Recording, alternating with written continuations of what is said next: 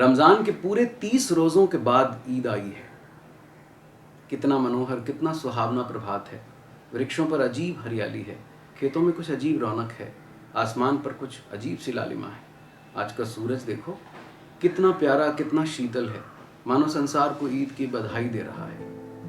गांव में कितनी हलचल है, ईदगाह जाने की तैयारियां हो रही हैं। किसी के कुर्ते में बटन नहीं है, पड़ोस के घर में सुई तागा लेने दौड़ा जा रहा है।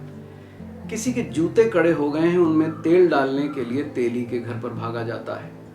जल्दी जल्दी बैलों को सानी पानी दे दें, ईदगाह से लौटते लौटते दोपहर हो जाएगी। 3 कोस का पैदल रास्ता, फिर सैकड़ों आदमियों से मिलना भेंटना, दोपहर के पहले लौटना असंभव है। लड़के सबसे ज्यादा प्रसन्न हैं। किसी ने 1 रोजा रखा है, वो भी दोपहर तक, किसी ने वो भी नहीं। लेकिन ईदगाह जाने की खुशी उनके हिस्से की चीज है। रोजे बड़े बूढ़ों के लिए होंगे, उनके लिए तो ईद है। रोज ईद का नाम रटते थे, आज वो आ गई। अब जल्दी पड़ी है कि लोग ईदगाह क्यों नहीं चलते। इन्हें गृहस्थी की चिंताओं से क्या प्रयोजन। सेवैयों के लिए दूध और शक्कर घर में है या नहीं, इनकी बला से। ये तो सेवैयां खाएंगे। वो क्या जाने कि अब्बा जान क्यों बदहवास चौधरी कायम अली के घर दौड़े जा रहे हैं। उन्हें क्या खबर कि चौधरी आज आंखें बदल ले तो ये सारी ईद मुहर्रम हो जाए। उनकी अपनी जेबों में तो कुबेर का धन भरा हुआ है। बार बार जेब से अपना खजाना निकाल कर गिनते हैं और खुश होकर फिर रख लेते हैं। महमूद गिनता है 1, 2, 10, 12, उसके पास 12 पैसे हैं। मोहसिन के पास 1, 2, 3, 8, 9, 15 पैसे हैं। इन्हीं अनगिनती पैसों में अनगिनती चीजें लाएंगे, खिलौने, मिठाइयाँ, बिगुल, गेंद और जाने क्या क्या। और सबसे ज्यादा खुश है हामिद, वो 4-5 साल का गरीब सूरत दुबला पतला लड़का जिसका बाप गत वर्ष हैजे की भेंट चढ़ गया और माँ न जाने क्यों पीली होती होती एक दिन मर गई। किसी को पता न चला क्या बीमारी है, कहती तो कौन सुनने वाला था। दिल पर जो कुछ बीतती थी वो दिल में ही सहती थी, और जब न सहा गया तो संसार से विदा हो गई। अब हामिद अपनी बूढ़ी दादी अमीना की गोद में सोता है और उतना ही प्रसन्न है। उसके अब्बा जान रुपए कमाने गए हैं, बहुत सी थैलियां लेकर आएंगे। अम्मी जान अल्लाह मियाँ के घर से उसके लिए बड़ी अच्छी अच्छी चीजें लाने गई हैं, इसलिए हामिद प्रसन्न है। आशा तो बड़ी चीज है। और फिर बच्चों की आशा, उनकी कल्पना तो राई का पहाड़ बना देती है। हामिद के पांव में जूते नहीं हैं, सिर पर एक पुरानी धुरानी टोपी है जिसका गोटा काला पड़ गया है, फिर भी वह प्रसन्न है। जब उसके अब्बा जान थैलियां और अम्मी जान नियामतें लेकर आएंगी तो वो दिल के अरमान निकाल लेगा। तब देखेगा महमूद, मोहसिन, नूरे और समी कहां से उतने पैसे निकालेंगे। अभागिन अमीना अपनी कोठरी में बैठी रो रही है। आज ईद का दिन, उसके घर में दाना नहीं। आज आबिद होता तो क्या इसी तरह ईद आती और चली जाती। इस अंधकार और निराशा में वो डूबी जा रही है। किसने बुलाया था इस निगोड़ी ईद को। इस घर में उसका काम नहीं। लेकिन हामिद, उसे किसी के मरने जीने से क्या मतलब। उसके अंदर प्रकाश है, बाहर आशा। विपत्ति अपना सारा दलबल भी लेकर आए, हामिद की आनंद भरी चितवन उसका विध्वंस कर देगी। हामिद भीतर जाकर दादी से कहता है, तुम डरना नहीं अम्मा, मैं सबसे पहले आऊंगा, बिल्कुल ना डरना। अमीना का दिल कचोट रहा है। गांव के बच्चे अपने अपने बाप के साथ जा रहे हैं। हामिद का बाप अमीना के सिवा और कौन है। उसे कैसे अकेले मेले जाने दे। उस भीड़ भाड़ से बच्चा कहीं खो जाए तो क्या होगा। नहीं, अमीना उसे यूं न जाने देगी। नन्ही सी जान 3 कोस चलेगा कैसे, पैर में छाले पड़ जाएंगे, जूते भी तो नहीं है। वो थोड़ी थोड़ी दूर पर उसे गोद में ले लेगी। लेकिन यहाँ सेवैयां कौन पकाएगा। पैसे होते तो लौटते लौटते सब सामान जुटाकर चटपट बना लेती। यहाँ तो घंटों चीजें जमा करते लगेंगे। मांगे का ही तो भरोसा ठहरा। अब उस दिन फहीमन के कपड़े सिले थे, 8 आने पैसे मिले थे। उस अठन्नी को ईमान की तरह बचाती चली आती थी इसी ईद के लिए। लेकिन कल ग्वालन सिर पर सवार हो गई तो क्या करती। हामिद के लिए कुछ नहीं है तो 2 पैसे का दूध तो चाहिए ही। अब तो कुल 2 आने पैसे बच रहे हैं। 3 पैसे हामिद की जेब में, 5 अमीना के बटुए में। यही तो बिसात है और ईद का त्योहार। अल्लाह ही बेड़ा पार लगाए। धोबन और नाइन और मेहतरानी और चोड़ीहारिन सभी तो आएंगी। सभी को सेवैयाँ चाहिए और थोड़ा किसी को आंखों नहीं लगता। किस किस से मुंह चुराएगी, और मुंह क्यों चुराए? साल भर का एक त्योहार है, जिंदगी खैरियत से रहे, उनकी तकदीर भी तो उसी के साथ है। बच्चे को खुदा सलामत रखे, ये दिन भी कट जाएंगे। गांव से मेला चला और बच्चों के साथ हामिद भी जा रहा था। कभी सब के सब दौड़कर आगे निकल जाते, फिर किसी पेड़ के नीचे खड़े होकर साथ वालों का इंतजार करते। ये लोग क्यों इतना धीरे धीरे चल रहे हैं? हामिद के पैरों में तो जैसे पर लग गए हैं। वो कभी थक सकता है? शहर का दामन आ गया। सड़क के दोनों ओर अमीरों के बगीचे हैं, पक्की चार दीवारी बनी हुई है, पेड़ों में आम और लीचियां लगी हुई हैं। कभी कभी कोई लड़का कंकड़ी उठाकर आम पर निशाना लगाता है, माली अंदर से गाली देता हुआ निकलता है, लड़के वहां से एक फरलांग पर चले जाते हैं। खूब हंस रहे हैं, माली को कैसा उल्लू बनाया है। बड़ी बड़ी इमारतें आने लगी, ये अदालत है, ये कॉलेज है, ये क्लब घर है। इतने बड़े कॉलेज में कितने लड़के पढ़ते होंगे? सब लड़के नहीं हैं जी, बड़े बड़े आदमी हैं। सच, उनकी बड़ी बड़ी मूछें हैं। इतने बड़े हो गए अभी तक पढ़ने जाते हैं। न जाने कब तक पढ़ेंगे और क्या करेंगे इतना पढ़कर। हामिद के मदरसे में 2-3 बड़े बड़े लड़के हैं, बिल्कुल 3 कौड़ी के, रोज मार खाते हैं, काम से जी चुराने वाले। इस जगह भी उसी तरह के लोग होंगे और क्या। क्लब घर में जादू होता है, सुना है यहाँ मुर्दों की खोपड़ियां दौड़ती हैं और बड़े बड़े तमाशे होते हैं, पर किसी को अंदर नहीं जाने देते।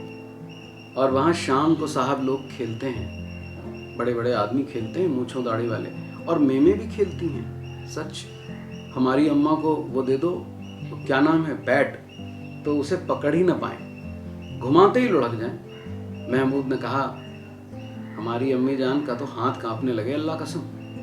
मोहसिन बोला, अरे चलो, मनो आटा पीस डालती हैं, जरा सा बैट पकड़ लेंगी तो हाथ कांपने लगेंगे। सैकड़ों घड़े पानी रोज निकालती हैं, 5 घड़े तो तेरी भैंस पी जाती है। किसी मेम को 1 घड़ा पानी भरना पड़े तो आंखों तले अंधेरा आ जाए। महमूद बोला, लेकिन दौड़ती तो नहीं, उछल कूद तो नहीं कर सकती।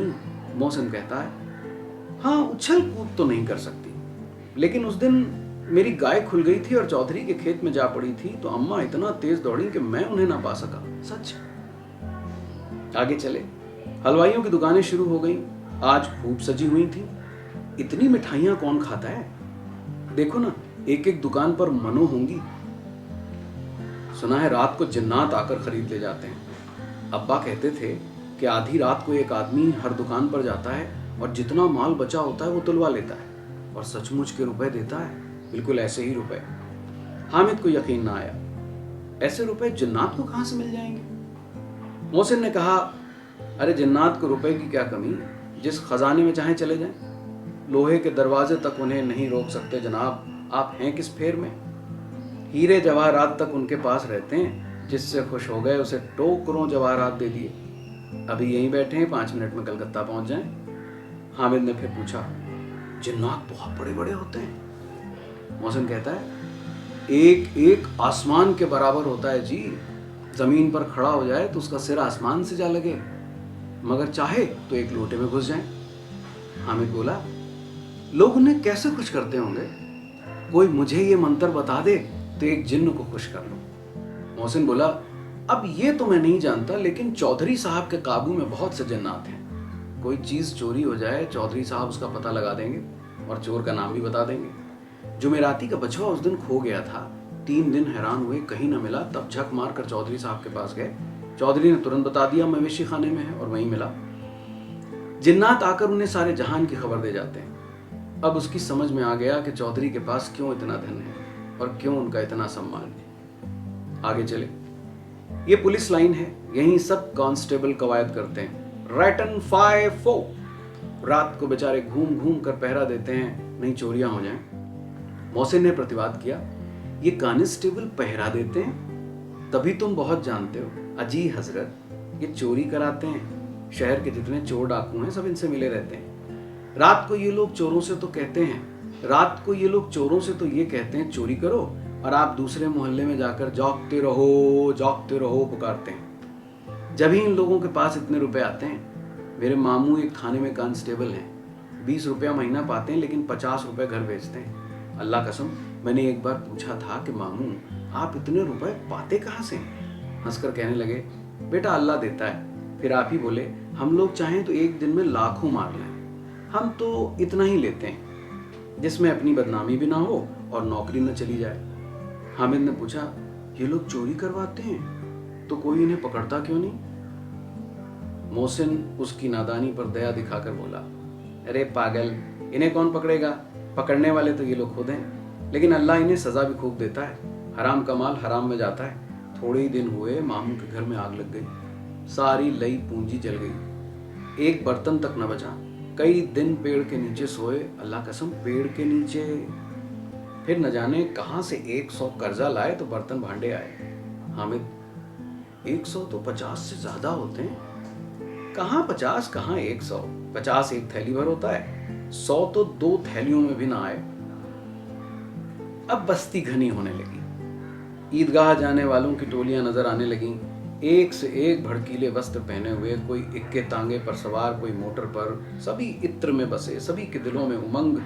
ग्रामीणों का यह छोटा सा दल अपनी विपन्नता से बेखबर, संतोष और धैर्य में मगन चला जा रहा था। बच्चों के लिए नगर की सब चीजें अनोखी थी।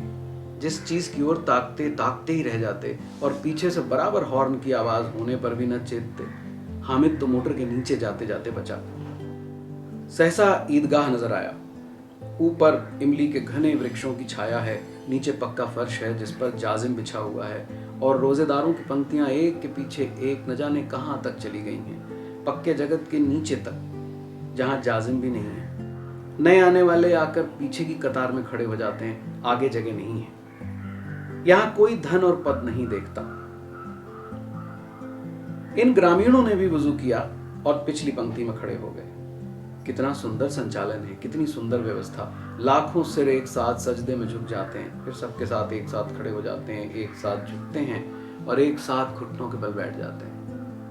कई बार यही क्रिया होती है जैसे बिजली की लाखों बत्तियां एक साथ जलती हों और एक साथ बुझ जाती, और यही क्रम चलता रहे। कितना अपूर्व दृश्य था, जिसकी सामूहिक क्रियाएं विस्तार और अनंतता हृदय को श्रद्धा, गर्व और आत्मानंद से भर देती थी। मानो भ्रातृत्व का एक सूत्र इन समस्त आत्माओं को एक लड़ी में पिरोए हुए। नमाज खत्म हो गई, लोग आपस में गले मिल रहे हैं, मिठाई और खिलौनों की दुकान पर धावा होता है। ग्रामीणों का यह दल इस विषय में बालकों से कम उत्साही नहीं। ये देखो हिंडोला है, 1 पैसा देकर चढ़ जाओ। कभी आसमान पर जाते हुए मालूम होंगे, कभी जमीन पर गिरते हुए। ये चरखी है, लकड़ी के हाथी, घोड़े, ऊंट छड़ों में लटके हुए। 1 पैसा देकर चढ़ जाओ और 25 चक्करों का मजा लो। महमूद और मोहसिन और नूरे और सम्मी इन घोड़ों और ऊंटों पर बैठते हैं। हामिद दूर खड़ा है, 3 ही पैसे तो उसके पास हैं। अपने कोष का 1/3 जरा सा चक्कर खाने के लिए नहीं दे सकता। सब चरखियों से उतरते हैं, अब खिलौने लेंगे। इधर दुकानों की कतार लगी हुई है, तरह तरह के खिलौने हैं। सिपाही और गुजरिया, राजा और वकील, भिश्ती और धोबन और साधु। वाह कितने सुंदर खिलौने हैं, अब बोला ही चाहते हैं। वाह कितने सुंदर खिलौने हैं, लगता है बस अभी बोल देंगे। महमूद सिपाही लेता है, खाकी वर्दी और लाल पगड़ी वाला, कंधे पर बंदूक रखे हुए, मालूम होता है अभी कवायद किए चला आ रहा है। मोहसिन को भिश्ती पसंद आया, कमर झुकी हुई है, ऊपर मशक रखे हुए है, मशक का मुंह एक हाथ से पकड़े हुए है, कितना खुश है, शायद कोई गीत गा रहा है। बस मशक से पानी उड़ेलना ही चाहता है। नूरे को वकील से प्रेम है, कैसी विद्वता है इसके मुख पर। काला चोगा, नीचे सफेद अचकन, अचकन के सामने की जेब में घड़ी, सुनहरी जंजीर, एक हाथ में कानून का पोथा लिए हुए, मालूम होता है अभी किसी अदालत से ज़िरे या बहस किए चले आ रहे हैं। ये सब 2-2 पैसे के खिलौने हैं। हामिद के पास कुल 3 पैसे हैं। इतने महंगे खिलौने वो कैसे ले ले? खिलौना कहीं हाथ से छूट पड़े तो चूर चूर हो जाए, जरा पानी पड़े तो सारा रंग भुल जाए। ऐसे खिलौने लेकर वो क्या करेगा, किस काम के? मोहसिन कहता है मेरा भिश्ती रोज पानी दे जाएगा शाम सवेरे। महमूद कहता है और मेरा सिपाही घर का पहरा देगा, कोई चोर आएगा तो फौरन बंदूक से फायर कर देगा। नूरे बोला और मेरा वकील खूब मुकदमा लड़ेगा। समी बोला और मेरी धोबन रोज कपड़े धोएगी। हामिद खिलौनों की निंदा करता है, मिट्टी ही के तो हैं, गिरे तो चकनाचूर हो जाएं, लेकिन ललचाई हुई आंखों से खिलौनों को देख रहा है। और चाहता है कि ज़रा देर के लिए उन्हें हाथ में ले ले। उसके हाथ अनायास ही लपकते हैं, लेकिन लड़के इतने त्यागी नहीं होते, विशेषकर जब अभी नया शौक है। हामिद ललचाता रह जाता है। खिलौने के बाद मिठाइयाँ आती हैं। किसी ने रेवड़ियाँ ली हैं, किसी ने गुलाब जामुन, किसी ने सोहन हलवा, मज़े से खा रहे हैं। हामिद उनकी बिरादरी से पृथक है। अभागे के पास 3 पैसे हैं, क्यों नहीं कुछ लेकर खाता। ललचाई आंखों से सबकी ओर देखता है। मोहसिन कहता है, हामिद रेवड़ी ले जा, देख कितनी खुशबूदार है।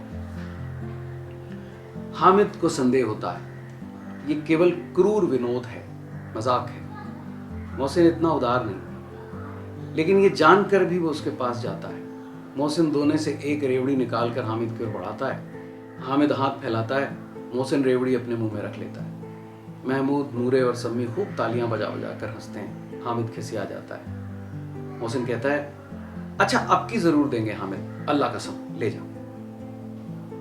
हामिद बोला, रखे रहो, क्या मेरे पास पैसे नहीं है? सम्मी बोला, 3 ही पैसे तो हैं, 3 पैसे में क्या क्या ले लोगे?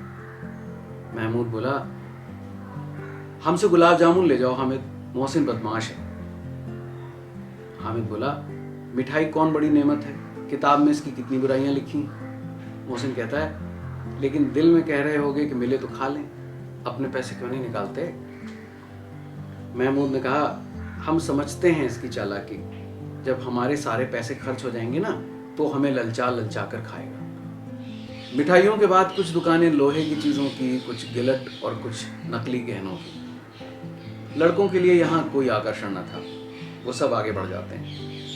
हामिद लोहे की दुकान पर रुक जाता है। कई चिमटे रखे हुए थे। उसे ख्याल आया, दादी के पास चिमटा नहीं है। तवे से रोटियां उतारती हैं तो हाथ जल जाता है। अगर वो चिमटा ले जाकर दादी को दे दे तो वो कितना प्रसन्न होंगी, फिर उनकी उंगलियां कभी न जलेंगी। घर में एक काम की चीज़ हो जाएगी। खिलौने से क्या फ़ायदा, व्यर्थ में पैसे खराब होते हैं। ज़रा देर ही तो खुशी होती है, फिर तो खिलौने को कोई आंख उठाकर नहीं देखता। या तो घर पहुंचते पहुंचते टूट फूट बराबर हो जाएंगे। चिमटा कितने काम की चीज़ है। रोटियां तवे से उतार लो, चूल्हे में सेक लो। कोई आग मांगने आए तो चटपट चूल्हे से आग निकाल कर उसे दे दो। अम्मा बेचारी को कहाँ फुर्सत है कि बाजार आए, और इतने पैसे ही कहाँ मिलते हैं, रोज़ हाथ जला लेती हैं। हामिद के साथी आगे बढ़ गए।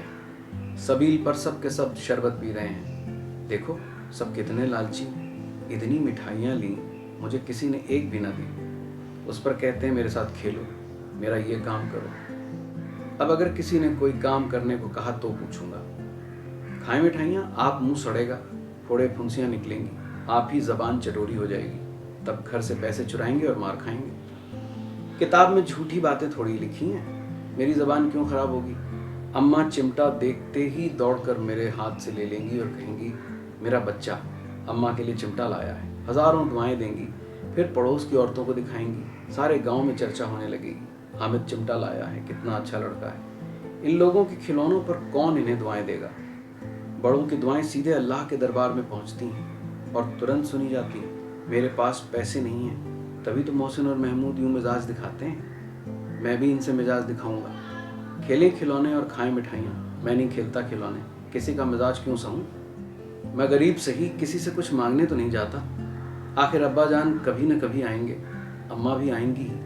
फिर इन लोगों से पूछूंगा कितने खिलौने लोगे। एक एक को टोकरियों खिलौने दूं और दिखा दूं कि दोस्तों के साथ इस तरह का सलूक किया जाता है। ये नहीं कि 1 पैसे की रेवड़ियाँ ली तो चिढ़ा चिढ़ा कर खाने लगे। सब के सब हंसेंगे कि हामिद ने चिमटा लिया है। हंसे मेरी बला से। उसने दुकानदार से पूछा, ये चिमटा कितने का है? दुकानदार ने उसकी ओर देखा और कोई आदमी साथ न देखकर कहा, तुम्हारे काम का नहीं है जी, बिकाऊ है कि नहीं? बिकाऊ क्यों नहीं? और यहाँ क्यों लाद लाए हैं? तो बताते क्यों नहीं, क्या पैसे का है? 6 पैसे लगेंगे। हामिद का दिल बैठ गया। ठीक ठीक बताओ। ठीक ठीक 5 पैसे लगेंगे, लेना हो तो लो, नहीं चलते बनो। हामिद ने कलेजा मजबूत करके कहा, 3 पैसे लोगे? ये कहता हुआ वो आगे बढ़ गया कि दुकानदार की घुड़कियां ना सुने। लेकिन दुकानदार ने घुड़कियां नहीं दी, बुलाकर चिमटा दे दिया। हामिद ने उसे इस तरह कंधे पर रखा मानो बंदूक है, और शान से अकड़ता हुआ संगियों के पास आया। जरा सुने सबके सब क्या क्या आलोचनाएं करते हैं। मोहसिन ने हंसकर पूछा, ये चिमटा क्यों लाया पगले, इसे क्या करेगा? हामिद ने चिमटे को जमीन पर पटक कर कहा, जरा अपना भिश्ती जमीन पर गिरा दो, सारी पसलियां चूर चूर हो जाएं बच्चों की। महमूद बोला, तो ये चिमटा कोई खिलौना है क्या? हामिद, खिलौना क्यों नहीं है, अभी कंधे पर रखा बंदूक हो गई, हाथ में ले लिया फकीरों का चिमटा हो गया।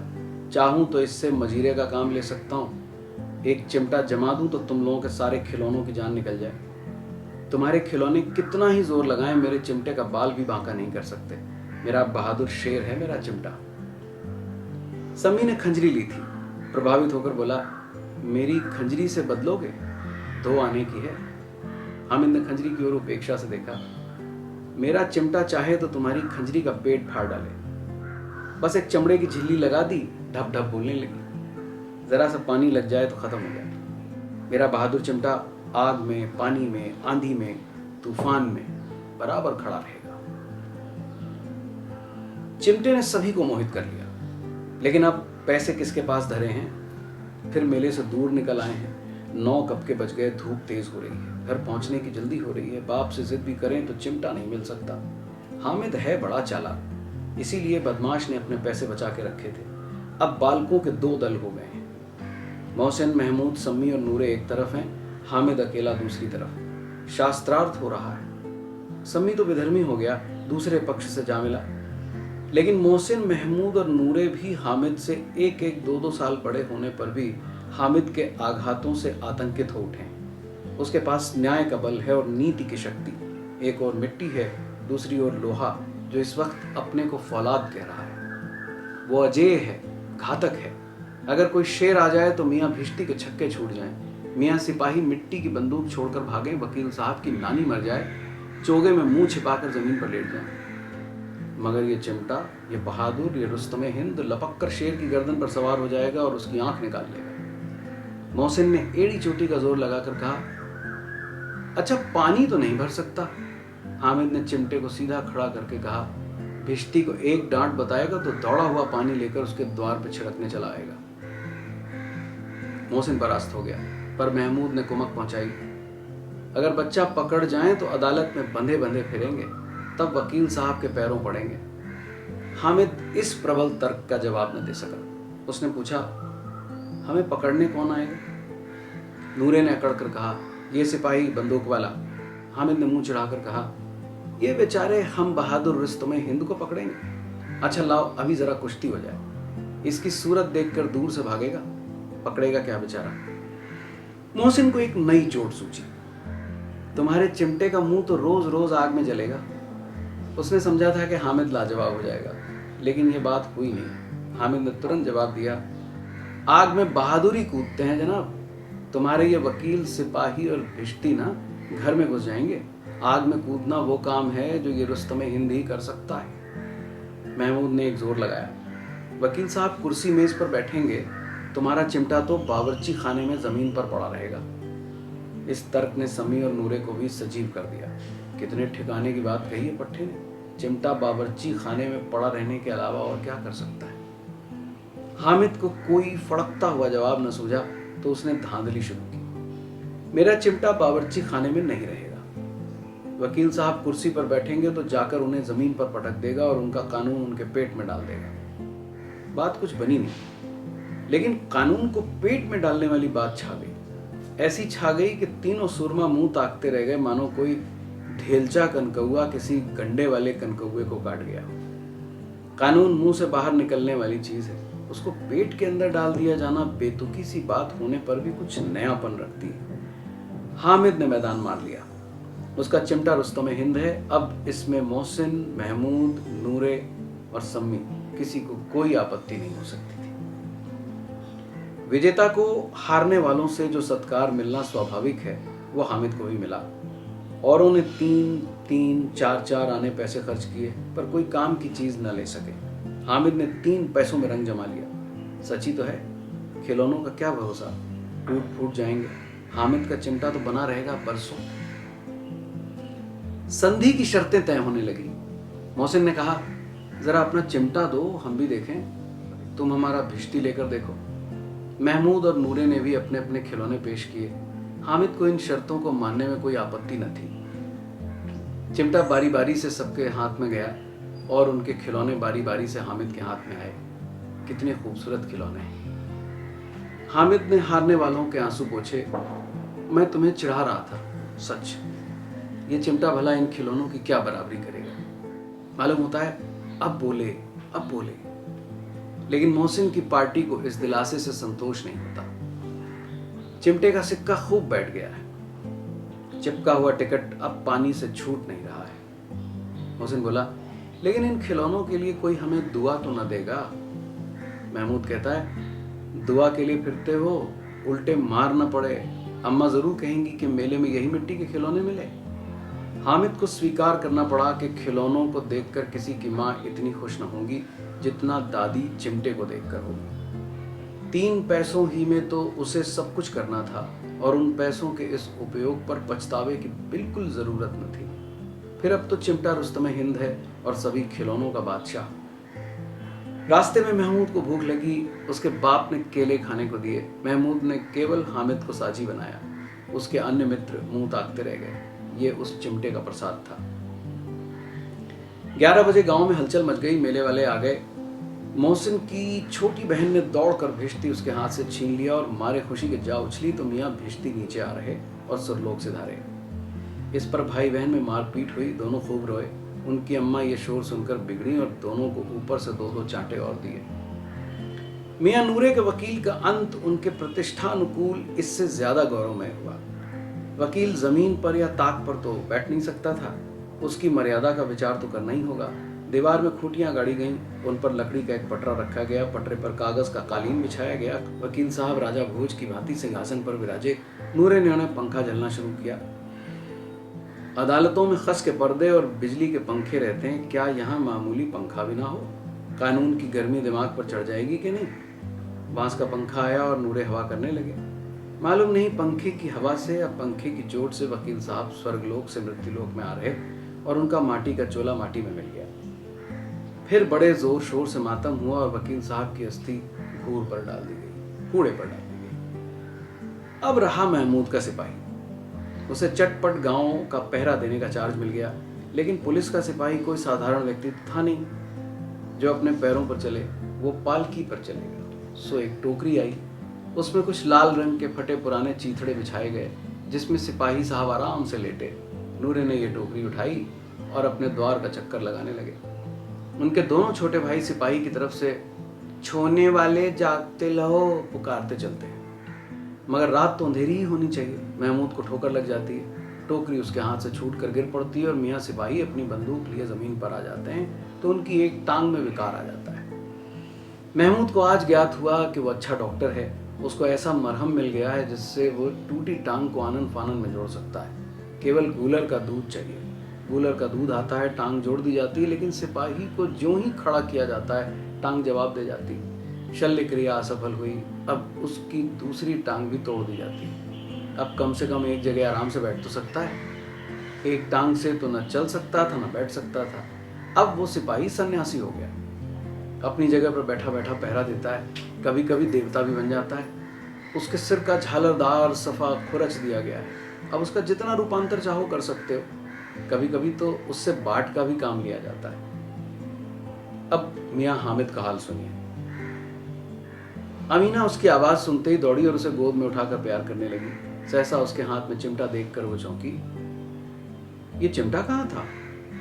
मैंने मोल लिया है। क्या पैसे में? 3 पैसे दिए। अमीना ने छाती पीट ली। ये कैसा बेसमझ लड़का है कि दोपहर हुआ कुछ खाया न पिया, लाया क्या तो चिमटा। सारे मेले में तुझे और कोई चीज न मिली जो ये लोहे का चिमटा उठा लाया? हामिद ने अपराधी भाव से कहा, तुम्हारी उंगलियां तवे से जल जाती थी इसलिए मैंने इसे लिया। बुढ़िया का क्रोध तुरंत स्नेह में बदल गया। और स्नेह भी वो नहीं जो प्रगल्भ होता है और अपनी सारी कसक शब्दों में बिखेर देता है। ये मूक स्नेह था, खूब ठोस, रस और स्वाद से भरा हुआ। बच्चे में कितना त्याग, कितना सद्भाव और कितना विवेक है। दूसरों को खिलौने लेते और मिठाइयाँ खाते देखकर इसका मन कितना ललचाया होगा। इतना जब्त इसमें आया कहाँ से? वहां भी इसे अपनी बुढ़िया दादी की याद बनी रही। अमीना का मन गदगद हो गया। और अब एक बड़ी विचित्र बात हुई, हामिद के इस चिमटे से भी विचित्र। बच्चे हामिद ने बूढ़े हामिद का पार्ट खेला था। बुढ़िया अमीना बालिका अमीना बन गई। वो रोने लगी, दामन फैलाकर हामिद को दुआएं देती जाती थी और आंसू की बड़ी बड़ी बूंदें गिराती जाती थी। हामिद बेचारा इसका रहस्य क्या समझता।